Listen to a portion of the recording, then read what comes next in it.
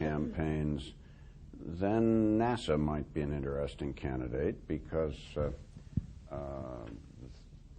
they've got a strong capability to do things in the stratosphere.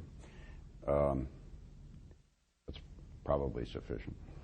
Let me just say, though, that remember, the underlying situation is you don't want to do this without mitigation.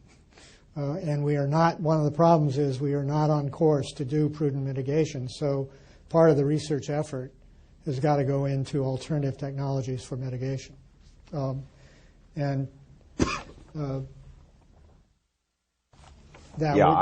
certainly not proposing that this be instead of. And the amount of money I'm talking about is pretty modest compared with the amounts we're now spending.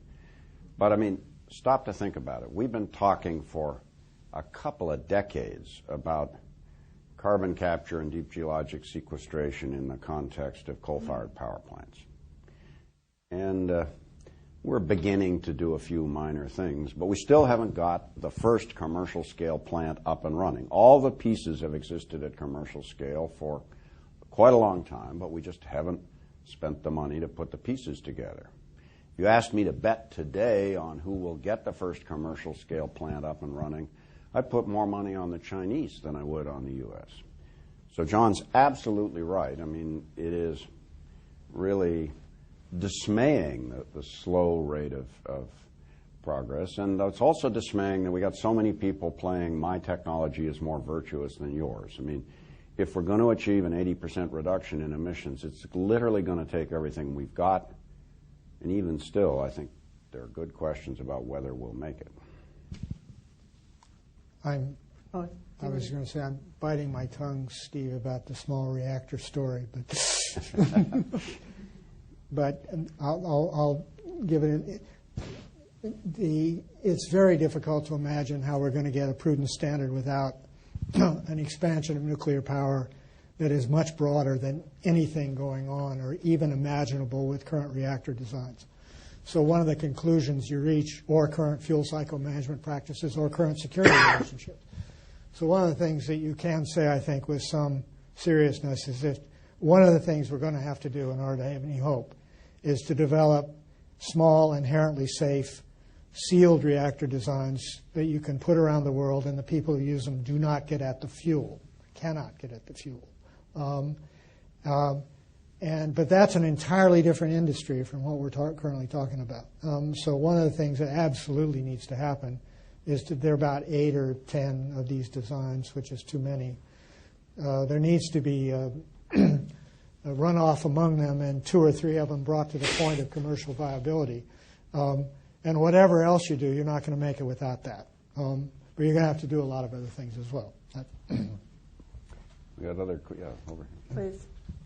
Hi, Alex Dagan, USAID. First, I'd like to thank the Council for having something on science policy. It's very welcome, and I applaud you on sort of the scale of your vision and for how you're thinking about these problems. I have a point and a question. The point is, in biological control, whenever we've tried to use biocontrol to control certain types of pests that we want to get rid of, and we used other biological mechanisms to do so, we failed miserably many, many times. And that leads to the second question, or the question that I have is, what effect in terms of these microparticle shading? You have indicated that you've done modeling on, your postdoc has done modeling on temperature, modeling on precipitation.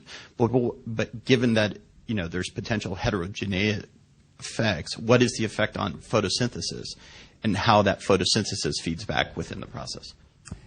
Well,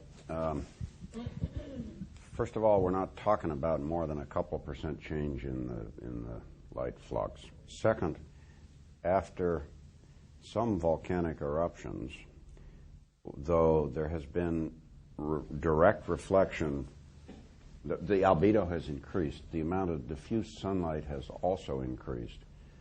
So there's actually been a bit of an uptick in photosynthesis, and you've seen some modest increase in forest growth and that sort of thing. When Kate Rickey, this doctoral student, and I first started working this problem, we were quite concerned about the issue of photosynthetic effects, and went out and talked with a bunch of leading ecologists. So far, we haven't been able to find anybody who can make a case that there would be a serious issue, and there might indeed, as I said, be some short-term boost, which, of course, alone doesn't mean it doesn't have impacts, because different plants have different abilities to engage in photosynthesis. So just as a richer CO2 climate or atmosphere favors some plants over others, so too a changed light environment changes the relative competitive advantage of different plants. I want to hit one more time the ocean acidification issue. If you're not aware of this topic, take a look at the slide on the bottom of page 15, which has the Keeling curve that everybody has seen. This is the curve on Mauna Loa. There are now similar curves all over the world that show the regular increase of CO2 modulated by the annual cycle of vegetation. What you haven't perhaps seen is this lower curve, which is the pH of the oceans. And pH is a log metric. So what this is saying is that the oceans are today 30% more acidic than they were in pre-industrial times. This is not caused by geoengineering, but the key point is that geoengineering, while it can offset warming, doesn't do anything about this. And so here are some pictures on the next slide. They're much more striking in color of what coral reefs look like. Now, I must say that when we were publishing a piece a few years ago, for those in the press here, I'm off the record. My editor said, "Why do you care about coral reefs? They're pretty, but coral reefs are, in fact, of course, the base of multiple ocean ecosystems." I'm back on the record, but I don't want to get any editors in trouble. Yeah. You're messing with the bottom of the food chain. Yeah, right, exactly. Not a good idea. I'm Eli Kintish with Science Magazine. First question's for John. You deal with lots of different countries in your work on non-proliferation. Do we know anything about what the other superpowers or the biggest players think about this? And the second question is, your idea was we won't mess with the atmosphere unless we all come to an agreement. But we have lots of international laws in which some countries might disagree. Why is that? If we were all in a room and one person was drowning or something, we might act in a way that would, cause discomfort to help that person. This gentleman, incidentally, you should know, in full disclosure, was at our meeting in Portugal, and I think you're writing a book, right? Yeah.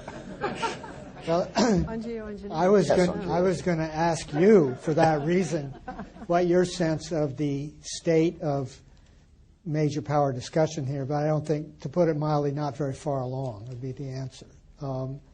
And I'm not aware of any. Well, I've gone to the State Department and talked about it, and they were kind of, oh yeah, really? I mean, they're not doing anything that I can detect that is attempting to engage broad discussion on this question. Go ahead. No. Well, may I just add, to be more specific, are the Chinese engaging in some of these discussions? For example, in Lisbon, did you have? Well, I mean, we had at this meeting in Lisbon someone from China, but they didn't talk about any active research program. I frankly do not know. Let's get you a microphone.